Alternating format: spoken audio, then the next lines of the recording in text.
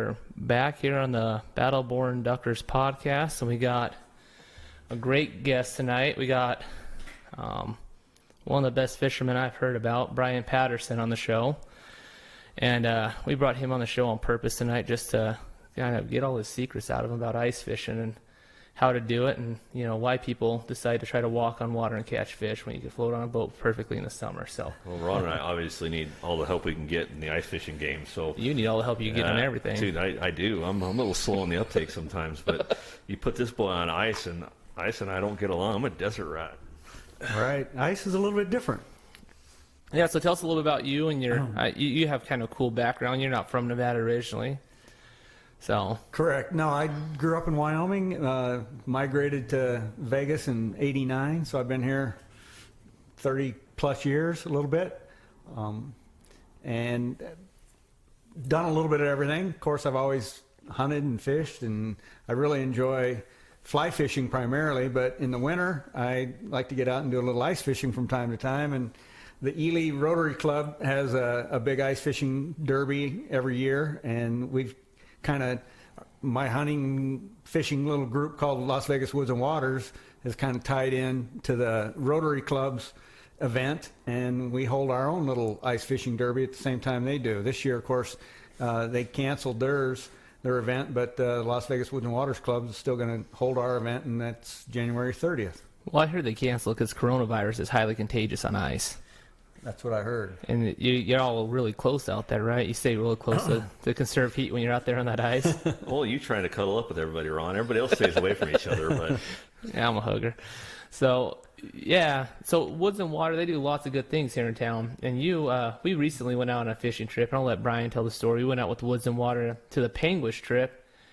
And boy, you kicked our butts fishing out there. Aren't you the one that won that contest? I don't recall on that. Well, yeah, he was weighing the fish and measuring the fish, and all of a sudden he was running the tournament. And he just happened to win. The funny story. That usually happens. Yeah, it's amazing how that happens. The funny story is that was the first real Woods and Waters event Ron I had been to. I think Ron may have been to one, but I'd never been to a Woods and Water event. I'd been to their monthly lunch once or twice. I presented at their monthly lunch at one time, and man, we had this fish in our boat, and I'd been killing it all morning, and I had this fish, and I'm like, it's a great fish. It's probably about a 26-inch fish.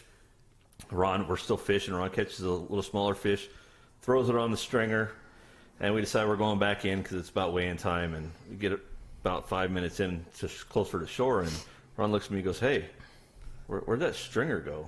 And Ron had forgot to reclip the stringer, and we lost an entire stringer of fish.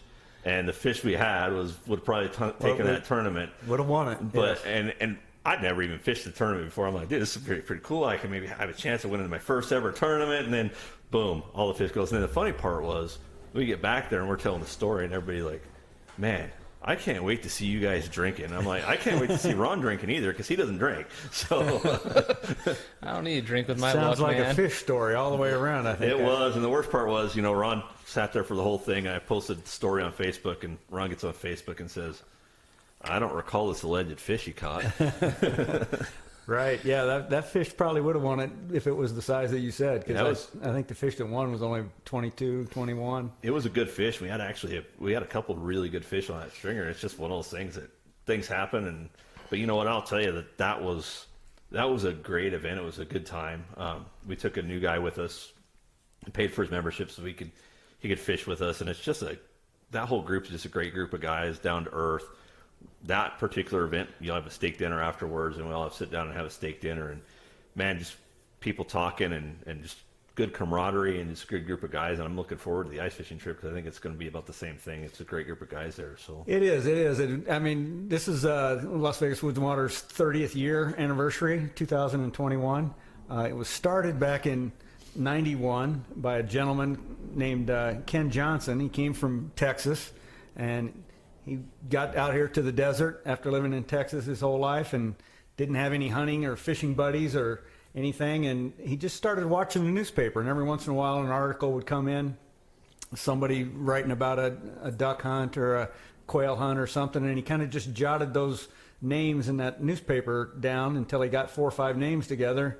And then one afternoon, he called them all up and just said, hey, let's all meet for lunch and get together. I'd like to introduce myself and kind of get to know you guys. And Las Vegas Woods and Waters is a premise on the club that he was in back in Dallas and Austin. So Dallas and Austin both have a Austin Woods and Waters and a Dallas Woods and Waters. And so between him and these 5 or 6 guys that he gathered for lunch, they said, hey, let's do a Las Vegas Woods and Waters. And so that's how we came about in 1991. I joined in about 93, 94. And it was similar for me. I was new to the valley, didn't know anybody to go hang out with, to go fish, to go chase quail or dove or whatever, or big game. And so a friend of a friend of a friend introduced me to the club, and I started going. And like you said, everybody's good old boys. Our motto is we hunt and we fish and we talk about it. Well, I mean, there's all kinds of groups that do conservation, and and we're all members of all those, Elks and Turkey Federation and Mule Deer Foundation and all these different groups that are, saving habitat, putting sheep on the mountain, those kinds of things, the Fraternity of the Desert Bighorn. We all are parts of those clubs, but this club's more of a social group, and we just like to get together, hunt, fish, and talk about it. And to that end, we try to hold an event once or twice every month, whether it be a shooting event or a fishing event.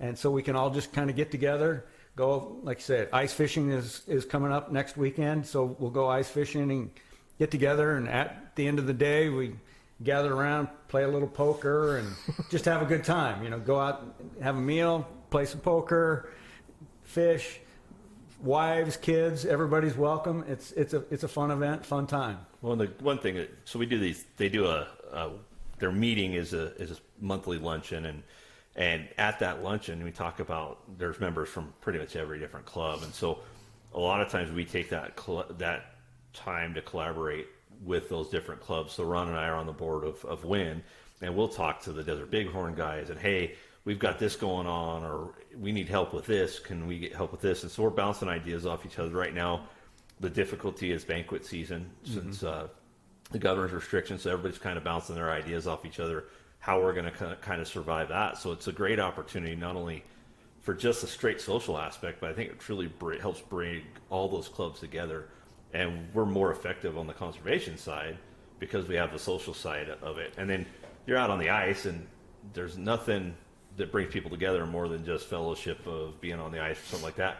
Not even worried about the conservation side of it, and just becoming friends with a guy that is a different group. And I think it's a great opportunity for all of us to get together and do the right thing for people. So. Well, not only about that, but if you're a new guy to Vegas, it's almost like a club that makes you feel very welcome. Like they say, hey, listen, we're going to take all the thought out of, going hunting, shooting guns, and fishing. We have head honchos, like you're the honcho on this ice fishing trip, right? Correct. We have honchos that are going to, we'll set up the whole event. You just show up and pay for the bullets, or do the buy-in for the contest, or come play poker afterwards, and we're going to have a good time. And you're more than welcome to come. And if you can't come, not a big deal. You can make it to the lunch. And that's the kind of club it is. It's really fun. Well, it's unique. It's a club with some unique experiences to the Las Vegas Valley for sure. So, they go out and do a fishing tournament. The one fishing tournament they do every year is with a steak dinner for members. And so they have that aspect. And we're not staying in Nevada, so we're going up to Panguitch, and we're going to Utah. One of the cool events that they just did was they do a couple shoots a year. And this one shooting event that they do is, when you're entered, part of that event is getting to shoot fully automatic. So Ivan from New Frontier Armory comes in and helps them out. Those are some great guys over there. Yeah, they're awesome. But Ivan comes in and provides a lot of the stuff that we needed to do that event, and you get to shoot fully automatic. And there's not a lot of shooting events in Las Vegas that you're just going to be able to go out and shoot fully automatic. And I'll tell you, if you go down to Ivan's sister company over there, you're going to spend a lot of money to be able to do what we do for, what's that, $20 or something to enter that particular one. Exactly. I mean, like I said, we try to do a shooting event, whether it's, next month we've got a pellet gun shoot, of all things, just because of the weather, and we can go inside and shoot a pellet gun. But we do 2 or 3 shotgun events a year, sporting clays, trap, pellet gun shoot. I host or honcho a black powder shoot in June. We shoot a pistol shoot, 2 or 3 silhouette metal rifle 22 shoots. What else do we do? We do an archery shoot. We just held an archery shoot last week. So there's always something, and to that end, just in the last, I don't know, 15 or so years, we've kind of started what we call Marksman of the Year and Angler of the Year. So you come to these events and you place in the top 10, you get a points, 10, 9, 8, 7, 6, and we keep track of that year round. And so at the end of the year, then we award the Marksman of the Year and the Angler of the Year, and then we kind of combine both of those scores and give an angler or an all-around as well. So it's just bragging rights. It's just a lot of fun. Give a little competition, a little bragging rights. You guys don't like to brag, do you? Poke each other in the eye a little bit. And then, so the final event of the year is what we call the 3-gun shoot, where you shoot a pistol, a rifle, and a fully automatic machine gun. And for the last several years, it's been that machine gun event that decides the whole thing. Not just that event, but the whole year's Marksman of the Year standings always rides on who can hold that machine gun tight and put all those shots downrange on paper and get a good score. Have you done that before, Brian? Have you done the machine gun? Oh, well, yes. I was in first place in the standings into this year, going into the machine gun event, and just blew it. So what makes it so hard to keep it on target? Well, when you get that many rounds coming out, it's hard to keep the gun steady and level. Yeah. And so you start pulling that trigger, and we say that you've got to keep a full burst, 30 round magazine. So you pull that trigger, and it's going, and the gun just wants to rise up on you. You know, one of the things... You start shooting at rabbits, end up shooting at ducks? Yeah.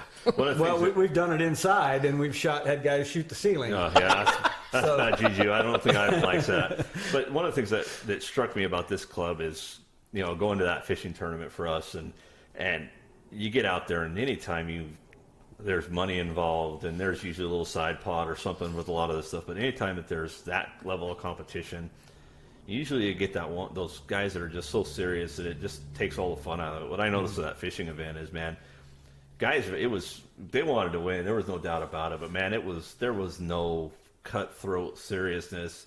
Everybody was there just to have a good time and fish, and whoever won.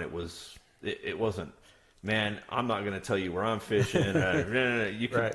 It was a more accepting group. I did vintage rifle for a while, and you had a couple guys that were really good, especially new shooters that come in and they'd help them out, or you needed something. They were always there to help. But you always had that one or two guys that was just a total jerk to everybody because they were there to win the whole thing, and come hell or high water, they were going to win. Right. And they were going to step on you to do it. The Woods and Waters guys really, I haven't seen that out of those guys. It may be different in some of the events that I didn't go to, but they seem like a real down-to-earth group of guys, and they're genuinely happy for whoever wins it. And it is more about just bragging rights. I mean, we do put a little money in the game just so, but to that end, we utilize, usually it's only about 10, 12 bucks a person in terms of the amount of money that goes in the pot for prize money, if you will. And then, so the same guy, somebody that's a great marksman and can win, whether he's shooting a bow and arrow or a slingshot or a machine gun, those guys do exist. I'm not one of them. But those guys that always win everything, it's not fair that they win the money every time. So we've got a system that's called the Lewis class system. And so if you have 30 shooters in an event, they will get your 30 scores, and you'll mark them down on a piece of paper, and then you draw a line between 10 and 11 and between 20 and 21.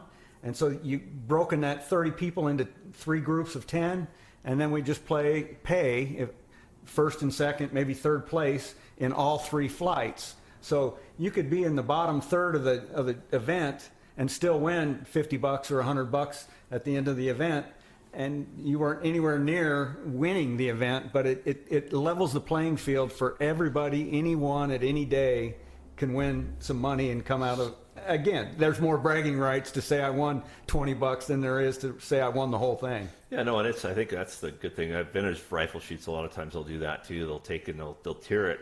The vintage rifle thing, once you've gone up a level, you can't go back down. So you can never, if you were in the bottom and you shot in the bottom, now next week you come and you shoot, you win the whole thing. Sure. From now on, you're shooting that top tier, and it's nice because it does. And what happens is, especially with things like the vintage thing, where you bring in some younger kids in, it gives those kids a chance to compete for a little bit. Or maybe you got a wife that wants to come shoot that doesn't shoot all that often. It gives them an opportunity to be competitive a little bit too. So, Well, and that's the another thing that we do. We're really focused on youth as well, and so all youth shoot free at any of our events. So if there's if there's a range fee associated with it, or ammunition that's if we have to rent the machine gun, for example, all that money, the club picks up the tab for a kid to come out.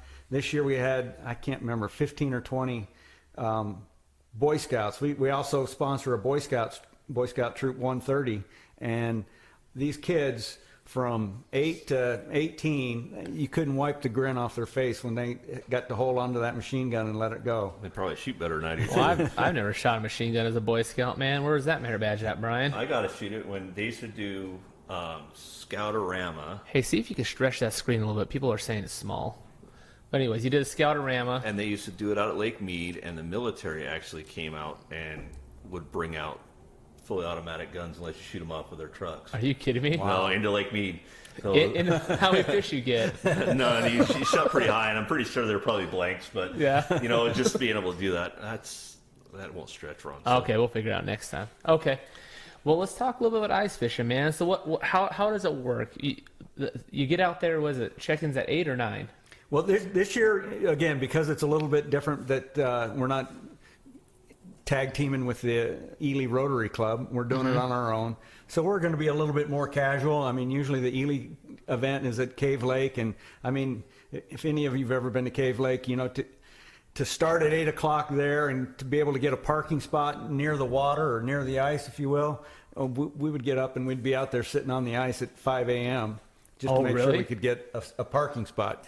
So we're at Cummings Lake this year, a little more room, a little more spread out, and there won't be the 500, 600, 700 people from the Rotary Club. Yeah. So it'll be just our group of 15 to 50, depending on who shows up. And so so we're going to try and meet at 8, kind of check in 7:38, get on the ice, gather together. We'll go out and start punching a bunch of holes. We've got 3 power augers that will be able to put holes in the water for anybody, let them get set up. Mm-hmm. Like I mentioned a little bit earlier, we got our Boy Scout troop. They're showing up to cook us breakfast.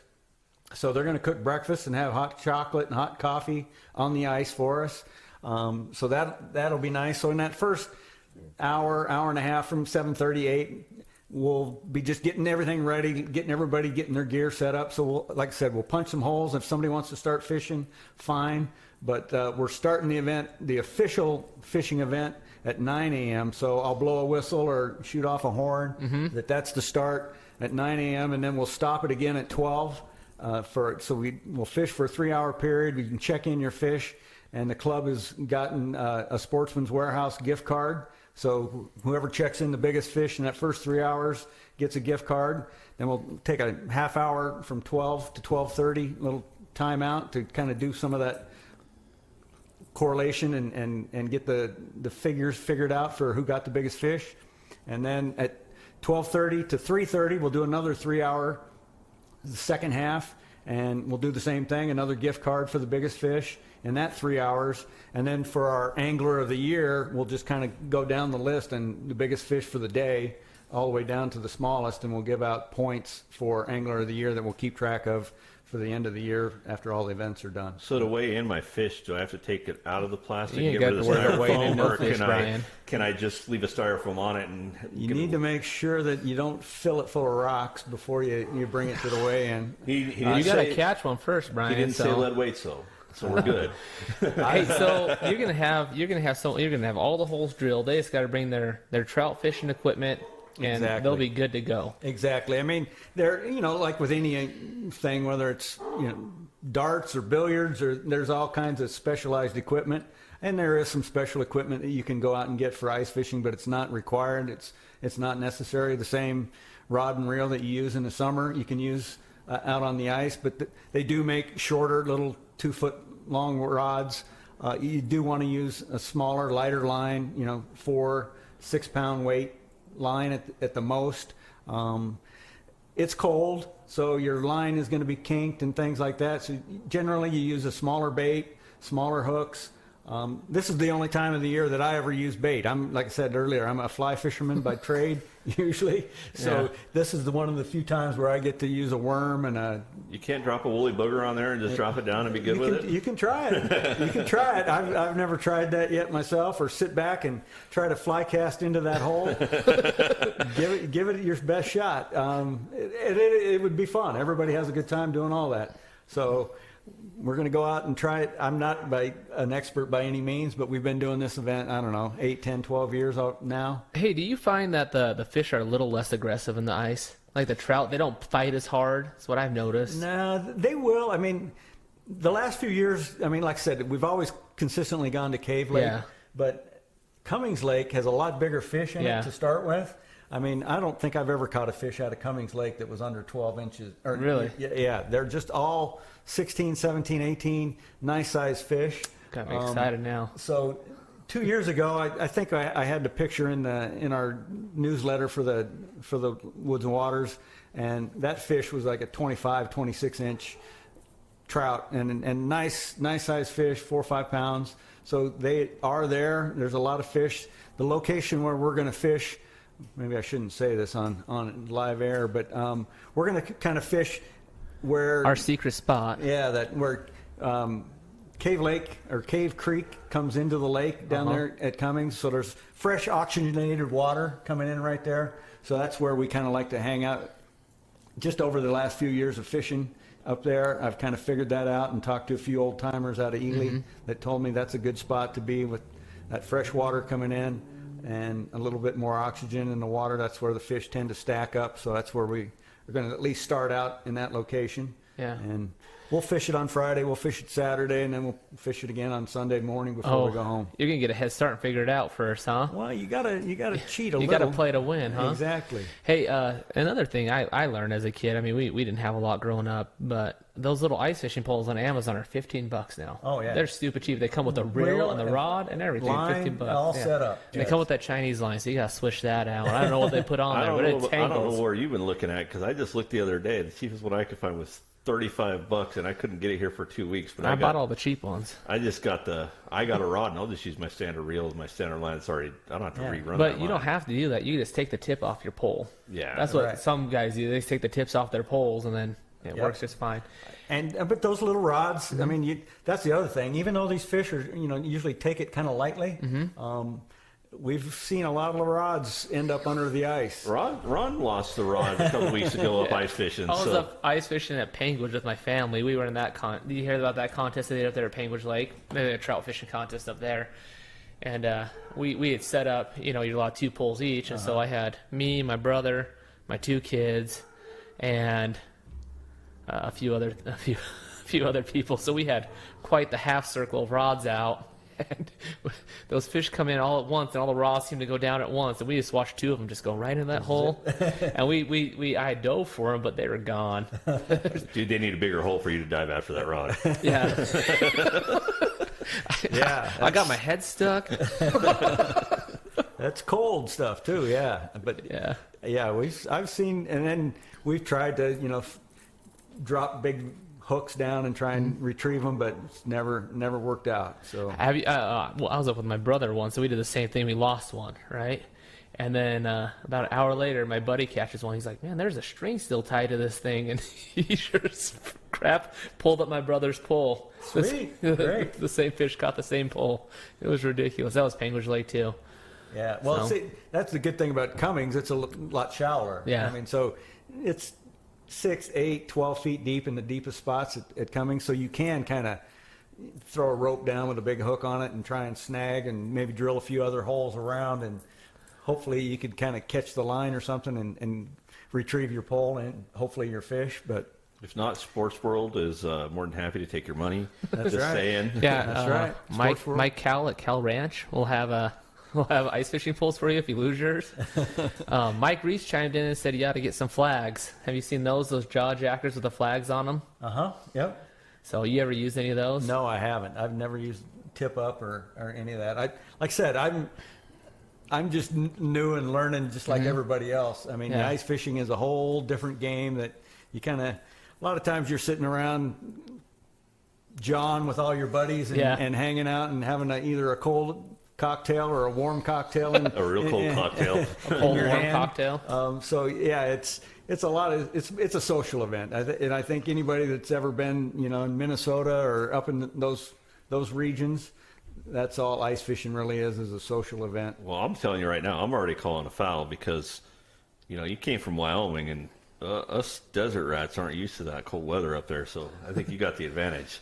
I said I've been here 30 years, so I mean my blood's maybe you got to pretty acclimatize. thin. Brian's gonna walk out of the water and be like, "What happened to this water? Why did it all turn to rocks?" No, I'm gonna walk out on the water and be like, "Where the ducks at?" There you go. Oh man.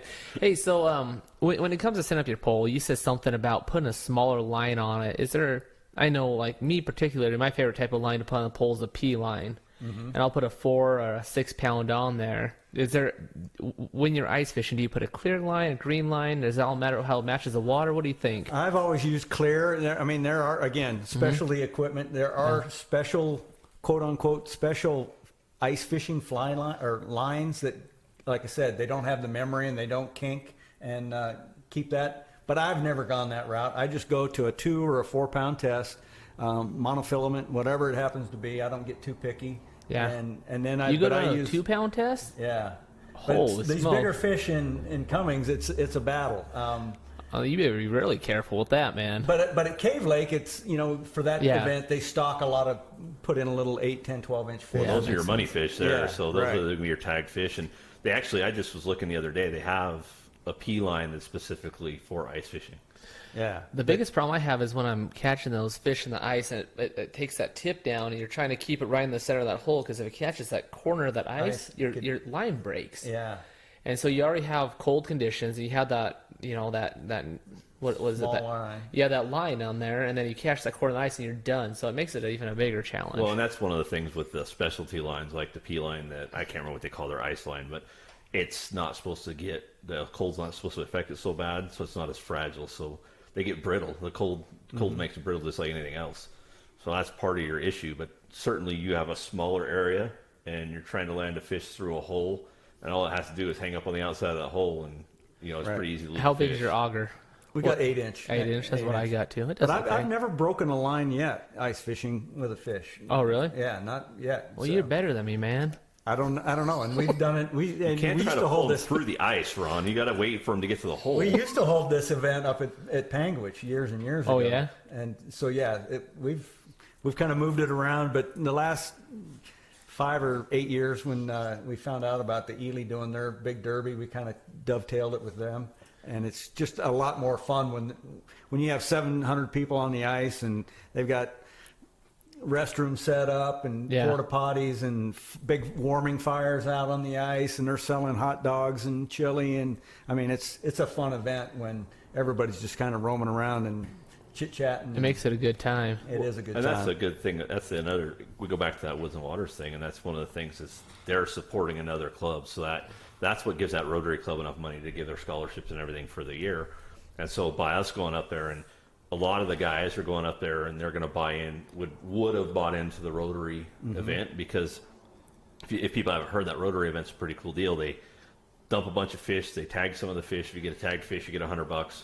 One of the people that gets a tagged fish is going to get, what's it, $5,000. Yeah. And then now they have a VIP deal too. You can spend an extra $25, and if you catch a tagged fish, you get put in the VIP drawing, and it's like a $2,500 gift certificate to Sports World or a gun safe. Correct. Yeah. Or an optics package you get to choose. So, there's a lot of stuff that you could win if you happen to get a tagged fish. Next year, though they canceled it Next this year. year. Exactly. Yeah, next year. So, but that's one of my favorite person helped him with that. Yeah, He's my hunting buddy, our favorite. Sislak. Oh yeah, yeah. No, he don't go hunt with me. He won't. I asked him. The only thing he's hunting is my wallet. He bottom of my pockets, took all my money out of him. But no, so it's a great thing for Woods and Waters. Is they always seem to find a way to help another group out, whether it's helping us. I know for our wind projects, they've actually bought a pallet of feed for our duck traps and stuff. He like donated that. to your he donated to your 4-H club once. Yeah, they donated to our 4-H shooting club one time, and they support the Rotary group with going out and supporting that event. They get this rap that they say, oh, we like to hunt, fish, and talk about it, but they don't tell you all the good stuff they do. So they sound like a bunch of bums, but they're always doing good things. They just don't tell anybody. Exactly. We support a lot of youth groups, Silver State Clay Breakers. Gosh, I can't think. I don't have the list in front of me. But there's 6 or 8 different groups, 9 that we try to, 4-H. There's a 4-H group that we support and give funds to. The NASP, National Archery in the School Program. We've sent kids to the national event to go shoot in the archery I think it's in Lexington, Kentucky every year for the nationals. So yeah, we try to give back again to the youth because they're the future of our sport, the future of our lifestyle, of the things that we like to do. So we want to make sure that youth are taken care of and interested and helped along in the shooting and fishing sports. That's why we don't charge kids to come to our events and to shoot in our events. A couple other events that we do, one in the spring and one in the fall. We call it the Fall Feast and the Spring Feast. I like this one. And at each one of those, any member, their whole family, their friends, their neighbors from across the street, bring anybody out. We'll feed them. At the Fall Feast, we usually do a barbecue. In the past, we've done a full pig. We've put a pig on a spit and roasted it. Or the last few years, we've used a roadkill grill barbecue and do a barbecue. And it's free to everybody. And we also shoot sporting clays at that time. And then in the spring, we do a crawdad boil. And so we had a couple members that are good old Cajun boys and know how to cook the crawdads and the mud bugs, and so they cook up big pots of that. We have it flown in fresh the day before, and so we add shrimp to it now and carrots and potatoes and the whole mix, and it's free. It's another advantage for your $25 membership in Las Vegas Woods and Waters. You get 2 free meals at the Fall Feast, the Spring Feast. Like you said, when we go to the Panguitch fishing deal, we'll have a big steak fry. That's a free food for the guys that show up. We do that quite often. We just try to give back to A, our members, and B, the youth in the community, and help them out as much as we can and get them interested in the sport. Well, I think people don't realize just what it costs for some of these youth groups to run. I know my program, just running the youth shooting sports program with a fairly limited number of kids, we're looking on average at $8,000 a year just to run the program. And so if you're not getting some funding from outside sources, there's some great programs. Friends at NRA, donates to a lot of those shooting sports programs and stuff like that. But we need clubs to step up and give the little things, a couple $100 here and there, because that's the difference between kids having to pay to shoot, which when my kids first started paying to shoot, I think it was $125 a year a kid. But some families can't afford that. Exactly. And so as a coach, I don't want to turn a kid away because they don't have the financial means. But you still have to pay for ammo, you still have to pay for clays, you still have to pay for all that stuff. So if you're going to pay for all that stuff, you need to find some funding sources. And we're really limited with some of these youth groups, because you can't do this and you can't do that. It's hard to get funding for kids to shoot guns, too. Exactly. You're like, would you like kids to shoot guns? And they're like, well, no. Well, and it's funny because I actually... Except for Woods and Water, they're like, how much? Yeah. I was going to take one of my son's friends. Your son had a kid? Us. Yeah. It's probably Cody. It's the bullet. But I was going to take his friend out You got shooting. that new van. To take his friend out shooting, and his friend's dad's like, well, I got to talk to him before he takes anything. So my wife is talking to him. He's just, I'm worried about kids and guns. And my wife's like, well, A, he coaches kids. That's what he does. And B, these kids are all competition caliber shooters. These kids are all multi-time state qualifiers. But people don't think about that. People don't think that my kids have been shooting guns as soon as they could shoot guns. They were shooting guns. And there's a lot of people that are like that. They're afraid of guns for the wrong reasons. And so part of that with these programs is that re-education part, and educating not only the kids but the parents and just the general public that it's actually one of the safest sports you can do. So I think so. There's a lot of control on it. Hey, so what type of baits should people bring? I mean, you don't have to give away your secret, but let's give away generals, like what people should think about doing. What kind of setup do you like? I'll tell you mine if you want me to first, and then you can tell me yours. No, I mean, like I said, I'm I'm freely admit that I'm not the expert at ice fishing. Any of your kind of natural baits will always do well. Worms, mealworms, salmon eggs, power bait, those kinds of things. I mean, you can use jigs and lures, and as long as there's some movement. Yeah.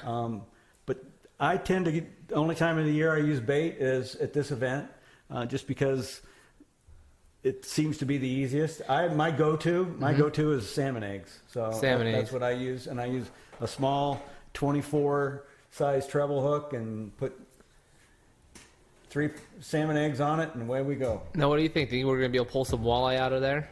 Or pike? Pike, yeah. There's pike have been illegally introduced into Cummings Lake again bucket for biologists. I think the 3rd time. They've killed it. They've killed it off a couple times. I just read on the NDOW's website just in the last week that they have actually put radios in a few of the pike, and they've got a tag on their dorsal fin, and they're asking you. Normally, they ask you catch a pike, remove it from the water, and dispose of it. But these that they've got with radio transmitters inside, they want you to release back into the water. They're still doing a study. They're wanting to see where these pike move and migrate and dude, I want to catch one of those. That's extra weight. That's Do those count, or is it trout only? Well, I had somebody call me this afternoon and ask me about, hey, there's bass in that lake and there's pike in that lake. So what is it? Any fish? And I really hadn't thought about it much. I'm kind of usually just a trout fisherman, but what the heck? It's a fishing event, and I've kind of advertised it as biggest fish. So biggest fish, whether it's got big monstrous teeth or a big bucket mouth like a big mouth bass, largemouth bass. Have you ever fished for pike before?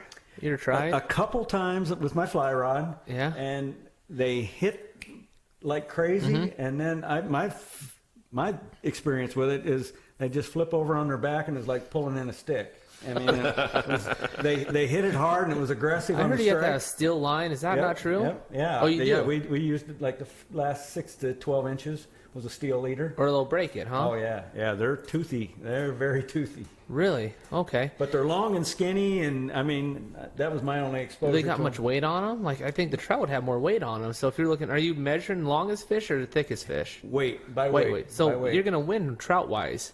More than likely, I would guess. But like I said, if that's the only fish you happen to catch for the day, I don't expect you to come in and try and weigh. If you know you've got a 3-pound fish and then you catch a 2-pounder, don't need to check that one in, because it's going to be your biggest fish for that 3-hour period or for that full day. So just bring over. And again, I'm the official honcho, and so I'm going to be the official weigher. So I might be pretty busy if we have 45 fishermen show up, and I'll never get my every 5 seconds catch done. If people are coming up and need me to weigh a fish, yeah. That's the plan, right? Hey, and so my favorite setup with the ice fishing poles. Have you heard of Carolina keepers?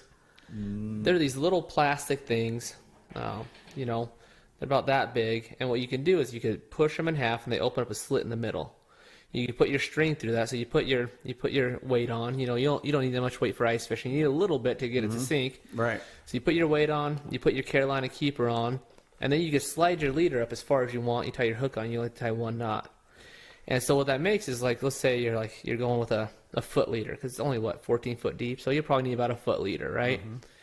And you're like, well, that's not working. I'm gonna go 2 foot leader. Instead of having to take your whole pole apart, you push that Carolina keeper with your pliers, slide it up another foot, and you're done. That is nice. And so that's my favorite thing is the Carolina keepers with a small bullet weight, and then a triple hook with power bait. And mine, I kind of do the same thing, but instead of using the Carolina keeper, they call them a bobber stopper, and they almost look like a little tiny football. The good thing about those is they come on almost like a keychain looking thing. There's a little metal piece in there. You stick a metal piece in your line, you pull your line through, you just pull that stop up onto the line. It's super easy to thread it on.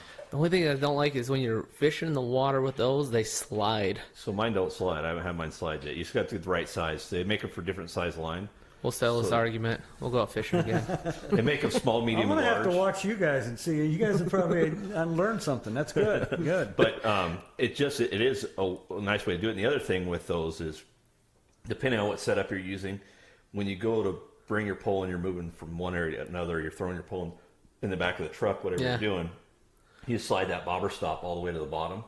and your hook's sitting right up against the tip of your rod. The top eyelet. You don't have 10-foot of leader sticking out, and you got all the poles are getting tangled. Yep. So it's just a lot easier to do it. The other thing that Ron and I kind of got turned on to this last year is rod socks, man. Rod socks are a lifesaver trying to keep things from being tangled up. Yep. Especially with kids, man. Yeah. So it's a lot easier. And we went to Idaho and we were fly fishing. I've actually had my dog get stuck with a hook in the back of a Suburban one time. So it always ends up in my kids' jackets, man, or their shirts. Yeah, that is a hassle when you're trying to move from body of water to body of water, and it's tough. One of my favorite things about ice fishing is when a big one comes in and grabs a line and then like circles everybody else's line, and everybody else is trying to pull up that same fish. Have you seen that happen out there? Yep. You'll see like 3 people tugging and be like, I think y'all got the same fish, man. Yep. Dude, I don't need to ice fish. How do you count that one? Do you just count it by whoever gets it through their hole first, or what? Yeah, whoever's hook is actually in its mouth. I mean, I'll let those 3 anglers fight it out. Whoever brings it to me, I'll weigh it in under their name. But yeah, I'll let them figure it out on who gets to keep it. What does the weather look like up there this weekend? Did you look at it lately? I haven't looked at the weather yet. I mean, we've been doing this, like I said, 10, 12 years, and only 1 year have we had any weather of any kind. And it wasn't that cold, but it was snowing a lot. Yeah. And wet and kind of, but every other year, literally, it's really cold in the morning when you kind of get out there before the sun gets up over the mountain. But by 10, 11 o'clock, you're shedding jackets. I mean, that's the way it's been more often than not, is that it's nice, easy weather. You need a jacket, certainly, because it's in the 30s, even at high day temps, but it's not. That's something I found so weird about ice fishing. You think it'd be like Eskimo movies, like you're all bundled up and you're cold, drinking hot chocolate, but no, like like I went out ice fishing one time. We were in short sleeve shirts, like throwing a football around midday. Right. Yeah, as long as the wind's not blowing and things like that. Yeah, it's been decent weather. I'll check the weather forecast as it gets a little bit closer. Yeah, Brian's looking it up. So I only go through like Wednesday on this one, but it's 38 for a high. But it goes Tuesday. It's going down into the 20s for a high. So we're going to be probably 20s or 30s. It's not going to be horrible. That won't be bad. No, I called up there last week, and the ice conditions are, she said, 10 to 12 inches on the lake. So we're getting some temps like that. It'll be even thicker probably about in the next week. So that's all good. It's all good. You don't have to worry about ice conditions. Something else that we made a mistake with when I was little is we went out ice fishing, me and my brothers, my dad, and it was our first time out. We dressed warm and everything, but we didn't put on any sunscreen. Or wear sunglasses, and we came back. I remember I was in 3rd grade, and we had 2nd-degree burns all across our faces. We had blisters, and our eyes hurt, and it was a good time. We went out again, but something new people might not think about is you got to wear sunscreen in the middle of the winter, else you'll get burned out there. Reflection off snow and or ice. I mean, that's another kind of safety issue in terms of what to wear on your feet, so you're not slipping, sliding, and falling down. They make little chain link kind of cleat things that you can put on your boots on any shoe. I've got a couple pair of those that I end up wearing just to make me feel a little bit more steady. But ideally, if there's snow on the ice, you're good. Then you're fine. You don't really slip and slide much at all. But if it's been windswept and the wind has blown all the snow off the ice, and it can get slick. But to your comment about sunscreen, I usually wear a buff, a face, just to. It's more for protection from the wind and the sun than it is for anything else. But that helps a lot. So and sunglasses. It gets really bright out there. So if you don't like sunglasses, like I never wear sunglasses, but Brian loves sunglasses. Beck's sunglasses at that. Because they're the best sunglasses. Beck's is pretty good. Well, they are good. But like if you don't wear them, you'll want to wear them up there, or else you get really bad eye fatigue because it is so bright out there. They call it sun blindness for a reason. So I mean, that's what people don't realize. You get out in those conditions, and it's a condition that you're not used to, especially for these guys coming from the desert. And we see snow once every 5 years, unless we go up to a mountain somewhere. So we're just not used to being out there. So just dress warmly and in layers, so you can take layers on and off as it gets colder and warmer. And like I said, sunscreen, things for your shoes if you have them. If there's no snowpack on the ice, in terms of safety, but I don't think we should have any issues or worries about safety on the thickness of the ice and actually worrying about somebody going through the ice. I have had people step into an open hole. I had several years ago, we were fishing Ibapaw Lake instead of Cave Lake, and I drilled a hole, and I put 4 or 5 beers in my hole to keep my beer nice and chilly, and then 32 less. And one of the guys' wives was not paying attention and stepped into that hole, and she got wet up to the top of her thigh, but all my beer got stuck under the ice. So he had to owe me a 6-pack. But that was done. I was out with the scouts once. I don't think Brian was there, but they drilled a few holes and then covered them up with ice like a booby trap and lured one of the scouts in to step on him. Before he knew it, he had both legs in the hole. That's why Ron's not allowed to run Cub Scouts anymore. Yeah. I didn't give them the idea, man. I was so proud of them. They thought of it all on their own. That's great. It was probably my kid, to be honest with you. Yeah. Booby traps on the ice. Perfect. Yeah. I'm going to have to keep an eye on you guys this year. Well, come on over here, Brian. Weigh this for us. Yeah. Hey, I got a fish for you to weigh, Brian. Another thing to think about is when you're getting out there is with kids, you got to make sure that you keep them warm and keep them fed, or else they get mad, and then that ruins the whole trip. Right. So if you've got a little pop-up tent or something, it's really easy to keep those warm. So you can bring those out and set them on the ice and put a few totes in them, and they'll be warm the whole time, and then they could kind of filter in and out. And so I have a little ice fishing tent that I bring, and I might not even drill holes in it this time. I might just let the kids sit in it. Yeah, that's a good idea. The other thing, Ron and I actually got Ron on the idea is the little hot hands hand warmers, the little ones you just expose them in the air, man. Those things work wonders. You throw a couple of those in your pockets. I actually got some that are insoles for your boots and duck hunting when you're in 17-degree water, or it's cold outside. You're breaking through ice to get in. Man, I put those in, and I never had cold feet again after I put those in. So little things like that will make it a better experience. The last thing you want to be is cold and wet and be in the wind and miserable. And it just gets real miserable when your hands are warm. And the best thing about those hot hands is your hands are freezing, and you've been out doing stuff, and you just put them in your pockets and grab them, and they warm up. And then not only that, but they seep through your jacket, so they're warming up your core too. And so you're it makes life a lot more. I called Brian a wussy for the longest time, and I said, "Man, you are a wussy, Burris." And then I did it, and I probably won't go back. So. Well, and my wife actually got a trial on some heated gloves. Some electric heated gloves, and Ron I hunted this year. It was sub-zero temperatures, and we're pulling all this stuff up. I put those gloves on, turned them on. I'm like, man, these are the best things ever made right here, because they just. I mean, you're just, for me, I don't know. Everybody's a little bit different. For me, it's my feet, my hands, my ears. Right. If those are cold, I'm not happy.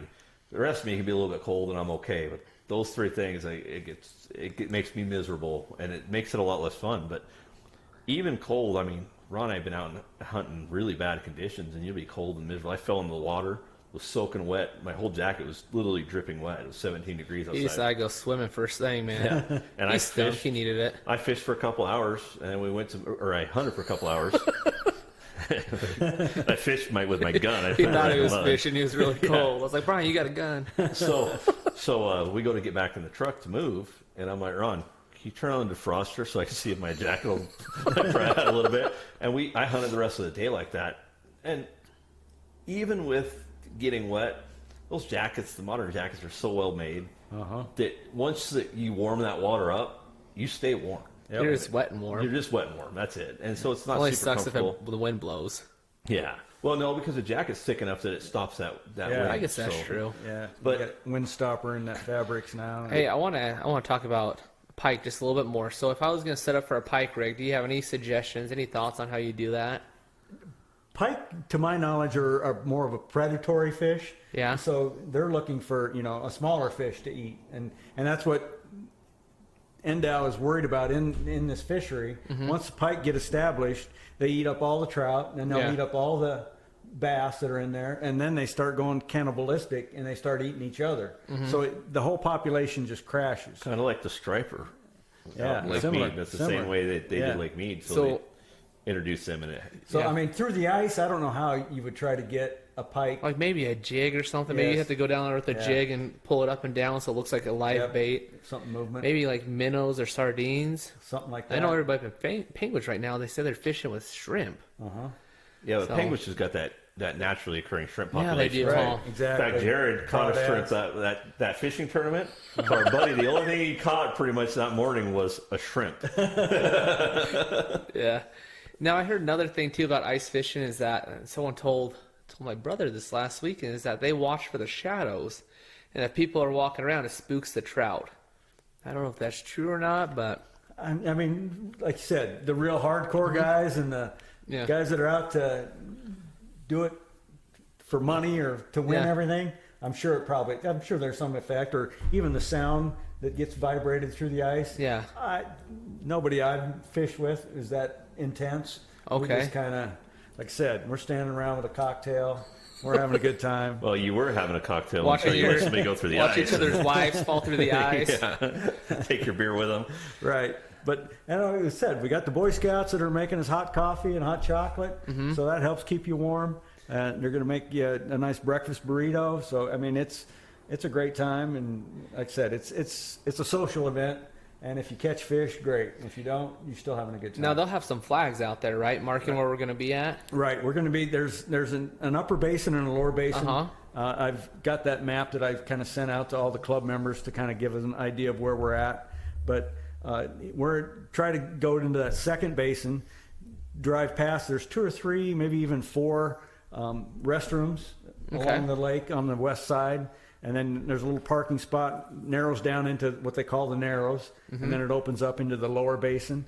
We fish at that north end of the lower basin on the east side as Cave Creek comes into the Can you get down there with a 2-wheel drive, or should you have 4-wheel to get back No, into there? it's. I mean, 2-wheel drive is plenty. There's a tiny little 20, 30-foot hill getting right down right to the water, but this time of year the ground's frozen and everything. I don't think it'll be an issue. Brian will pull you out.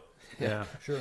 Yeah, there's plenty of guys with big trucks that'll pull you out up there. But if anybody wants to come out, they're more than welcome to. They can see Sure. our flags, come in over, say hi, and Sure. We're gonna, like I said, the Boy Scouts. They'll have there's at least 2 or 3 flags flying and banners with, of course, the American flag, the Scouts flag, the Las Vegas Woods and Waters flag.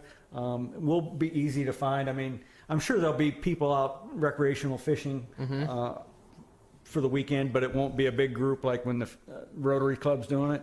So we'll be a bigger group. We'll have tables set up and they'll be cooking breakfast. Will be easy to find, I think, in terms of flags flying and tables set up and a cluster of, I don't know, I'm expecting close to 50 folks coming out. Well, they'll be cooking food, and that's all Ron and I need. We That's can exactly. we can smell it all the way in from Ely, so we'll be good. oh, it's That's right. following my gut. Exactly. Hey, so what's your favorite way to cook trout? Do you cook trout? I am a catch and release kind of guy. Are you? He's a Yeah. fly fisherman. They don't cook Yeah. anything. Have you ever seen that one comedy where the guys are trying to teach bait fishermen how to catch and release? No, I haven't. I'll send that to you. There's a bunch of guys out there, and he's like, okay, so you catch them and you release them. They're like, into my cooler? He's like, no, you just put them back in the stream. He's like, oh, so we can catch them tomorrow. He's like, no.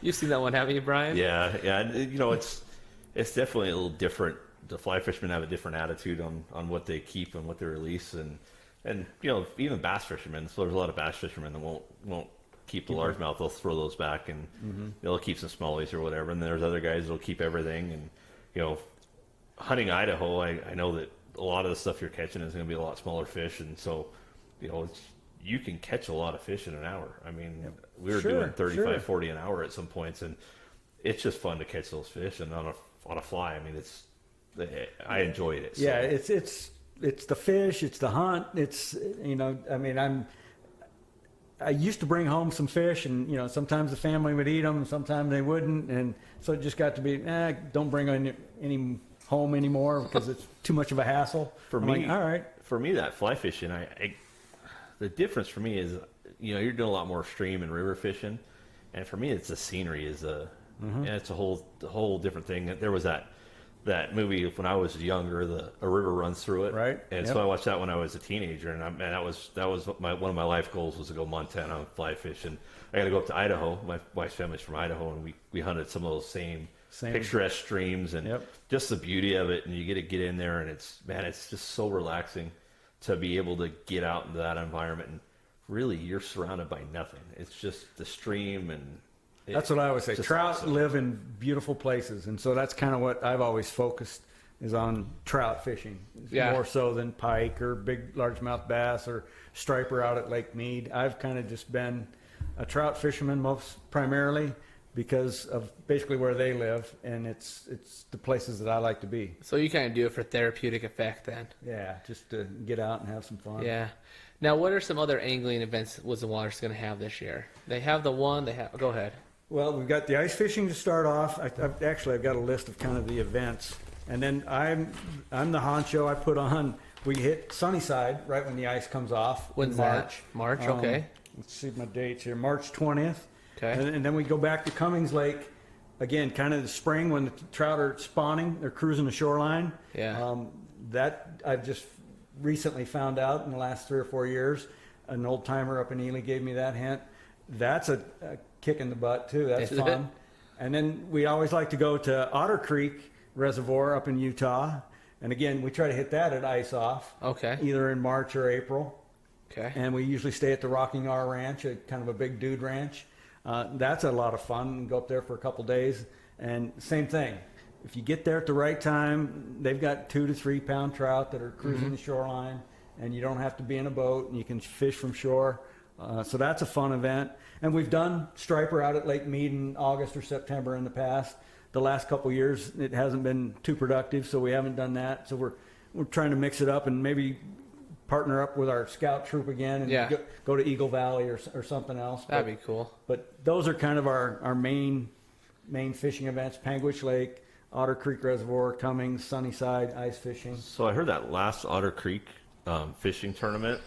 I heard that was a nail biter, ultra competitive. Tell us a little bit about that tournament. I think that was 2 years ago, maybe was it last year? I don't remember. Flamgetty was there, so that'd be 2. Yeah, we had close to 50 fishermen, and not a fish was caught. So the way they tell it is they were all tied for first place.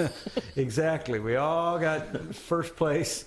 I mean, it was insane. I mean, I guess we just must have picked the wrong weekend because a few guys caught fish the day before, a few guys caught a few fish the day after, but the day of the event, that Saturday, and it went from, I don't know, I can't remember, 8 o'clock till 2 or 3 in the afternoon or noon, and not a fish by 50 fishermen was landed. So that happens. That's fishing.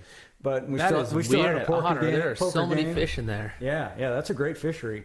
But we had a good time. It was fun. We played poker both nights, and the Rocking R Ranch up there is a great facility. They can accommodate big groups, and so we always stay there. Hannah, we always work with her, and we do a big dinner again, another free dinner for the club members. It's just a kick in the pants. It's a lot of fun. Another chance to everybody get together. I think on that trip, Dave Famagetti was with us, and he'd never fly fished, and so we had him out there on the back lawn at the lodge, and we were teaching him how to fly fish and cast, and then the next day he did go out and caught a fish on a fly, and he loved it. And that's the good thing about this group is there's so many guys that have so much knowledge in that Woods and Waters group. There's a lot of guys that have years and years of knowledge above what I'll ever have, and if you ask the question, they'll give you a good answer usually, and it's usually, they're willing to teach people and kind of pass on that knowledge, and I think we need that more in the outdoorsman world. I think sometimes we're a little too close to the vest with things. There's a lot of guys in the club that unless you sit down, especially on one of these trips, especially like an overnight trip, you really get to meet them if you're sitting around having a cocktail or around a campfire.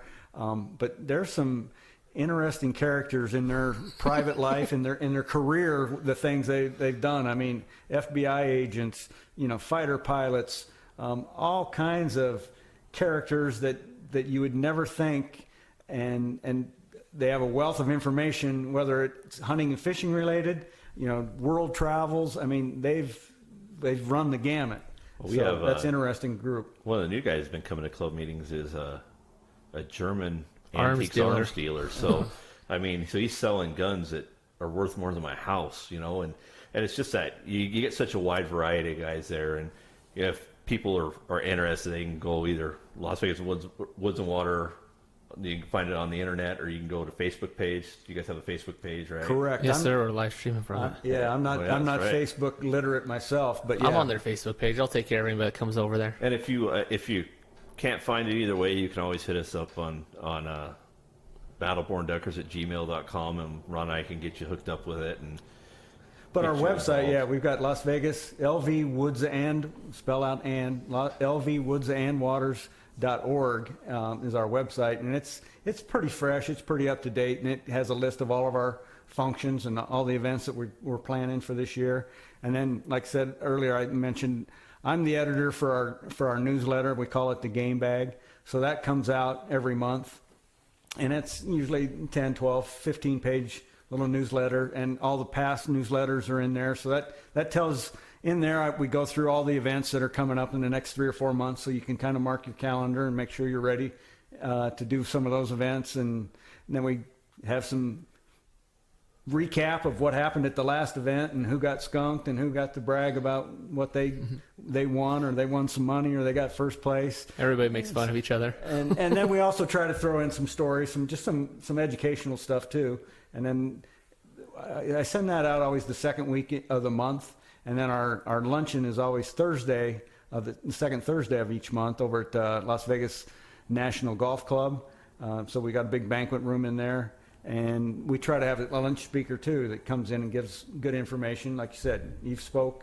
Who do we have this month? I can't. Yeah. Ivan was this Ivan month with from New Frontier Armory. New Frontier. That was a good one. Ron spoke.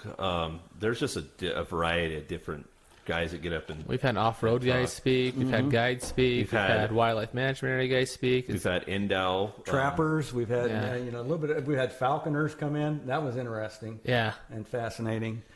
Those guys are crazy. I went to help a guy one time out in Logandale and see this beautiful stuffed owl sitting up in his kitchen. And I knew the guy was a falconer. I mean, I've known him, and I'm like, man, that thing's pretty cool. I mean, he really likes his birds of prey. And all this thing is suddenly Blinks. thing's head starts moving. Whoa, wait a minute, hold on a second.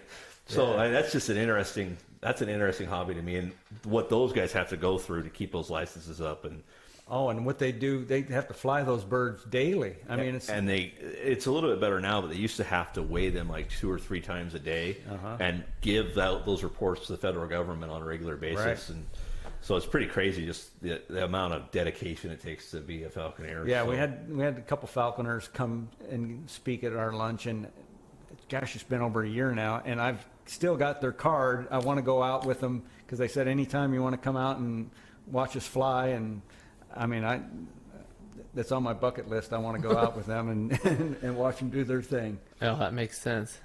Well, Brian, we appreciate everything you and your club does, and bringing new people out and teaching us and teaching me and Brian. Let us be part of it. So yeah, I mean, I really appreciate all that you guys' club does for us, and basically the whole entire outdoor community and the fellowship that we get in those meetings.